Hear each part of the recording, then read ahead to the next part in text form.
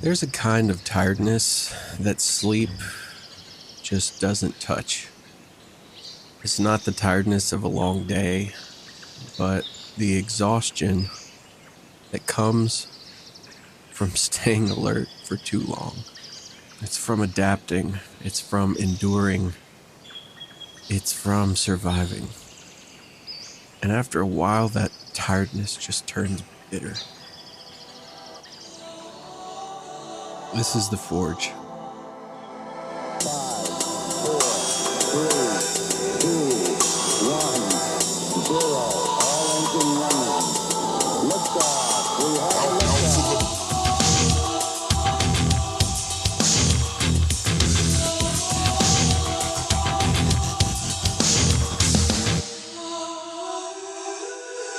What's up, fellow Iron Minds? This is Tyler Van Allen, licensed therapist, trauma-informed clinician, EMDR trained clinician. This is a space for honest conversations that help people carry weight without breaking. We're here to help all of us carry a little bit of weight without breaking, right? And I'm just going to be real with everybody. I'm carrying it right now, man. I am fucking carrying it. And that's okay. But carrying weight is exhaustion. It's so tiring. It's kind of like, I don't know. I think it's something unique and personal to everybody. But I think, as I was kind of treading through it in my own way here lately, I felt like, hey, you know what? This is a place for honest conversation, right? So let's get into it. Let's just get into it. So I just said, to hell with it. Let's roll some tape. Let's be real and honest with you guys. How many times we listen to somebody on a podcast, or we listen to some self-help, self-motivating bullshit, and, all those people just have it together. And they want you to think that they have it together, right? Follow me, look at me, and you'll be in a fucking Lambo and everything's going to be awesome. No, it doesn't always happen that way. So I think what I want to talk about today doesn't always get named because it doesn't sound productive. Sometimes it doesn't even sound hopeful, and it doesn't sound resilient. It sounds a little something like this. I'm so tired, and I don't feel proud of how tired I am anymore. This episode is about what happens when survival becomes a lifestyle instead of a season. Now, full disclosure, I'm not trying to make this episode some kind of pity party or anything of that nature. This is a season for me. I've been in this season off and on many times. It comes and goes, and it kind of comes with things changing. And sometimes when things change, kind of look at it like you work so hard to get to the top of the mountain.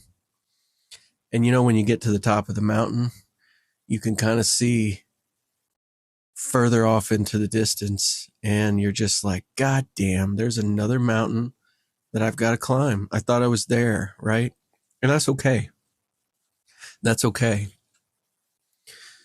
So yeah, so this episode is definitely dedicated to when our survival just becomes like a part of our life. It's seasonal, or maybe sometimes for some of you, it's just there all the time.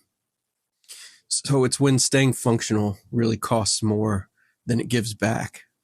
I'm kind of talking about like survival fatigue, right? I don't know if that's what it's really called, but that's what I'm calling it. Survival takes energy. It requires vigilance, adaptation, self-monitoring.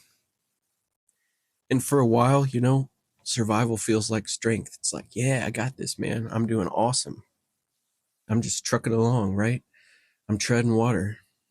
You get through the thing and you hold it together, and you really just do what needs to be done. But the nervous system doesn't forget that it's been on high alert, and it's been on high alert for a long time.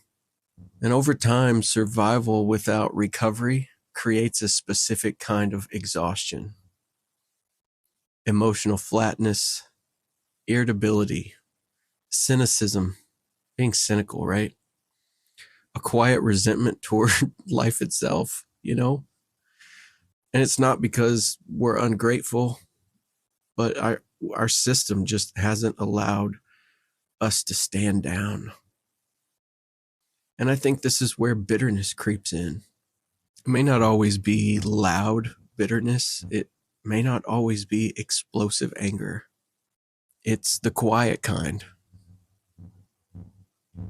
And the quiet kind is tricky. It's tricky. It's the kind of bitterness that just kind of creeps in. As my dad would have said, if it were a snake, it would have already bit you. Grew up in the South, right? I'm used to these euphemisms and things that make meaning, but I was loaded to the brim with euphemisms, a way to connect with life and things that's happening in life. So yeah, right now, I think where I'm at, if it were a snake, it would have already bit me, maybe even bit me twice. Creeps up. And it's kind of those emotions that show up sometimes that start to alter how we think about our life, and doesn't always allow us to think with the most clarity and factual information.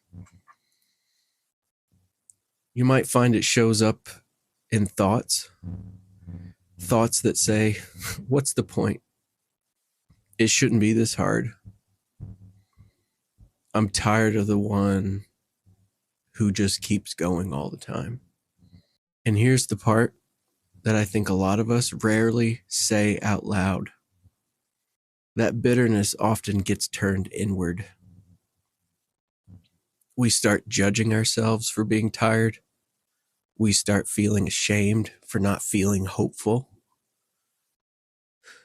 Maybe we tell ourselves we should be past this by now. Maybe we should, and maybe we shouldn't. It's the tyranny of the shoulds, right? The shoulds and should not. But survival fatigue isn't a character flaw. It's a physiological and emotional debt. And debts don't disappear because you annoy them. You ignore them, right? Debts are kind of like what happens when you're like flirting with the mob. Like, you can try to run, but eventually they're going to knock on your door and say, hey, I'm here to collect. And if you don't have my payment, I'm going to bust in your kneecaps, right? Like that's kind of how it functions. These debts, they compound. And healing doesn't start by forcing gratitude or positivity. I wish it did. Wouldn't that make life easier if we could just force being grateful and we could just force positivity upon ourselves? And I think that's the thing that we don't talk about a lot is, you know, a simple mindset change and focusing on the positive or being grateful for the things we have somehow should correct this course, but it doesn't always. And that doesn't mean something's wrong with us. It just means that we need to listen to ourselves a little more. So where does healing start? So if it doesn't start by forcing gratefulness or positivity, well, sometimes it starts by acknowledging that something has been asked of us for too long without enough return. And that acknowledgement, it's not weakness, it's honesty. And maybe we're the ones that's been asking too much of ourselves for too long. Our expectations of where we think we should be are just too high, right? They're too high out of the gate. That's a dangerous combination, especially in the veterans and first responders. Man, the expectations of what is considered capability and strength is oftentimes set so high that if we were really asking ourselves to be honest, it's set so high that no human being could ever achieve that. And a certain time frame and just willing it away. So sometimes it starts with setting appropriate expectations of ourselves. And I think that's also feels kind of icky. Well, if my initial expectation of myself is X, and you're saying, Tyler, to what? Lower that expectation? Yeah, I am. I'm 100% saying lower that expectation. Not because you couldn't achieve it, but why work harder when you can maybe just work a little smarter? For me, sometimes, I'm I'm an overachiever in many ways, and that's a me thing, right? I'm trying to prove something to myself. And maybe I'm trying to prove something to others, right? Sometimes it's just too much, and it's too big of an ask.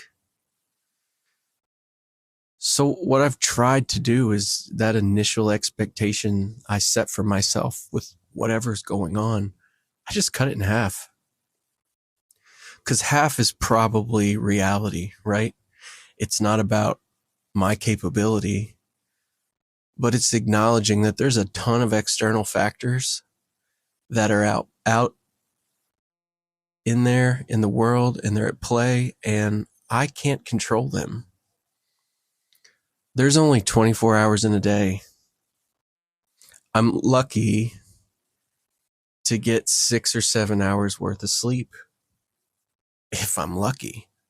And there's no guarantee what kind of quality of sleep that might be. And I can't just lay there and say, oh, tonight you're going to get awesome sleep. You're going to wake up rejuvenated. I don't have control over that always. And that's all right. But I got to acknowledge that piece, right? I might go into work and have a horrible day. I might go into work and I might encounter something that just absolutely wrecks me to the core. I don't know what day that's going to happen, but I got to acknowledge at least that when it happens, there's nothing I can do to control that. And that affects me. And just because it affects me doesn't make me weak. If you're listening and feeling that bitter tiredness, I want you to hear this clearly. You're not failing at life. You're responding to prolonged demand without adequate recovery. What would it be like if instead of asking the question to ourselves, what's wrong with me? What if we start asking, what have I been surviving that never really ended? What have I been surviving that never really ended? Let's let that question stay open. It's not a question that requires a quick answer. I don't know what that answer is. I have no idea what that answer is. I'll tell you what started it for me. So I've kind of talked about this before. I'm a survivor of parental suicide. In other words, I'm a part of a very unlucky club of people whose one of their parents has completed suicide. And I don't say that for pity. I'm not saying that for sympathy. I don't want people to feel sorry for me. That's not why I'm saying it. I've made my peace with that as far as my current and present understanding can take me. But I've been surviving that for a long time. And some days, man, that weight, I can carry it. Some days I can't. And some days, what feels like I'm making a really good change for myself just catches me so off guard. To those of you who know me or have seen photographs of me or have seen me in some videos, you likely have seen that my hair is very long. Or shall I say it has been very long. Growing my hair out was kind of something that I told myself, like, It's something that I wanted to do, and I did want to do it. Don't get me wrong, fucking rock that shit, man. But there came a time last night where I had been thinking about it for a while and just thinking, man, I need to change. I need to change. But my hair, it sounds so stupid, but my hair had become this security blanket. It had become this thing that allowed me to stay hidden. It was more than just hair. It was more than just a Harley Davidson look. It was more than just middle 2000s rock star kind of look. It was safety, man. It was security. It represented so much more than that. My hair was kind of like on this journey with me. The parts at the end had been there with me for so long, through so much. And I know this sounds so silly to people that maybe just don't connect with it, and that's okay. It's just how I connect with it. It's how I connect with my own pain. But last night, I was talking to my wife, and I said, you know what? Let's cut it. Let's cut it. I felt ready to do it. I felt good to do it. And got to be honest, for home haircuts, she nails them. She nails them. So I quickly pull up a couple of pictures of something I'm looking for. And the first thing she does is puts it in a ponytail and cuts that ponytail off. So far, so good. I'm feeling good. I'm feeling fine. Already figured out, too, that thankfully the ponytail was long enough to donate to Locks of Love. So I'm like, man, what a win-win. This is fantastic. Like, this is good. And it is good, right? It is good. But it wasn't until today I got to work feeling pretty good, kind of reborn a little bit with this new look. And I go to the bathroom and I'm standing in front of the sink and I start washing my hands and I quickly gaze up into the mirror. And what is it that I see? I see me. I see a guy that I haven't seen in a long time. I almost don't recognize this person. And then these memories come flooding back to me of times that I remember seeing that version of myself and where I was at, what was going on. Some of these emotions just come flooding back over something as simple as a new haircut. Trauma has no rules that it plays by. It has no rule book it follows. It creates the fucking rules as it goes, period. And that's for everybody. And everybody has a different rule book. Kind of like, new rules just keep getting made and those rules affect us. And we don't know how they affect us until they do, right? It was a reminder of more than just a new haircut, a new look. It was, man, I have been surviving this moment in my life for so long. And I am so fucking tired of surviving it. I think at times too, back to some previous episodes, we were talking about avoidance, right? Numbing out. And being numb is not a place that we want to be. But oh my gosh, when we're not numb anymore and we start feeling things, it is so acceptable to have moments where we desire to be numb again. It's acceptable to feel that way, but it's also acceptable to just keep forging on, right? Just keep carving that path out. It's like in our Warrior's Manual, right? For those of you who are working ahead, there's a section that talks about carving out our path in life, almost like we approach a new forest where trees are down, they're dead, there's limbs everywhere. And we have to get through it efficiently. So what do? Slowly, diligently, and with intention, we start laying the groundwork for a path, a very clear path. And it's not going to happen all in one day. Maybe the best I got is to make 10 feet worth of clearing for myself. Maybe that's the best I fucking got that day, and that's okay. That's 10 feet more than I had yesterday. And maybe I carve that out and I go and I rest for a while. And that's okay. To rest for a while is okay. It's not a backslide. It's rest. It's recovery.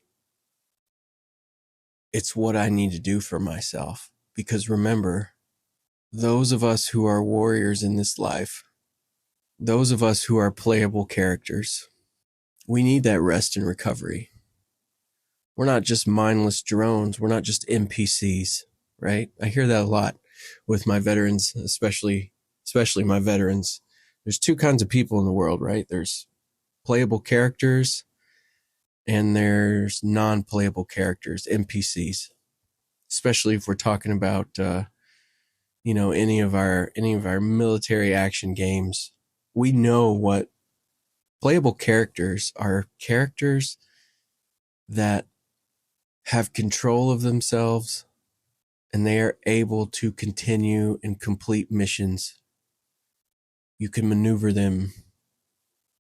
Their actions have a direct impact on the world that they're a part of in the game that they're playing. Non-playable characters, NPCs, they're just kind of there. They're just going through the cycle. They just go along with things and they don't question things. They're just kind of like sheep. And playable characters, PCs, we influence things. We change things. We're capable humans. NPCs, can they affect us? Yeah, they can affect us. But the only way they affect us is if we allow them to. We spend too much time paying attention to them. We become jolted emotionally by them. But once we get through our scene, once we get through a certain level of gameplay, they're still back there in the program, still just doing what they're doing, right? NPCs don't always need rest and recovery. But to be a playable character, man, that takes a lot of energy we don't always have. It takes rest. Action that we take affects something. And we're kind of wrapped up and focused on how it affects everything around us, but it also affects us too. And trauma, hardship, it was kind of explained to me once before. So NPCs are like the default. Yeah, NPCs are kind of like the default character, right? We all kind of start off that way.